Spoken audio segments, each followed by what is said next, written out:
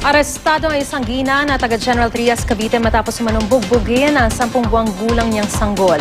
Aminado ang ina sa nagawa pero napagbuntunan lang daw niya ang anak dahil sa sama ng loob sa mister.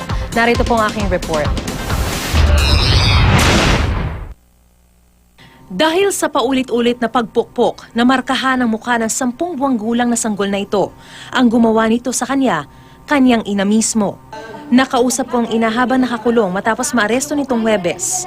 Nakainom raw siya nung kaarawan ng kanyang panganay nitong Martes, kaya ang iniindang problema sa asawa, naibunton daw niya sa bunsong nooy walang tigil na umiiyak dahil sa gutom. Inaamin ko na ako may gawa noon. Bakit niyo po nagawa yon? Sa sobrang pag-iisip na rin ho kasi paulit-ulit naman po sinasabi ko na stress po ang problema. Na marami po kasi kami pinag-aawayan ng asawa ko, kumbaga na pagbalingan ko po yung anak ko. Ang feeding bottle o dede ng anak, ipinukpok ng ina sa bata hanggang dumugo ang mukha. Na-inquest na siya sa Imus Provincial Prosecutor's Office. Wala naman pong nanay na gustong saktan ng anak nila eh. Nagsisiho ako noon. Kung tutuusin ho, ako na ho mismo lalapit sa pulis eh para pagbayaran ko yung ginawa ko na yun.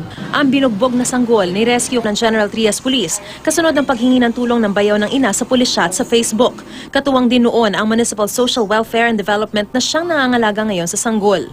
Violation ng Republic Act 7610, yung child abuse.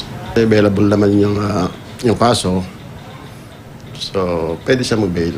Ini-evaluate nila, ina-assess kasi may plano na pansamantala ihabilin sa lola yung bata. Depende sa pag-aaral na gagawin ng DSWD personnel. Sinuri na rin siya ng medico-legal at lumabas na bukod sa mga sugat sa mukha, may iba siyang sugat na naghihilom pero inaalam pa kung dahil ito sa allergy.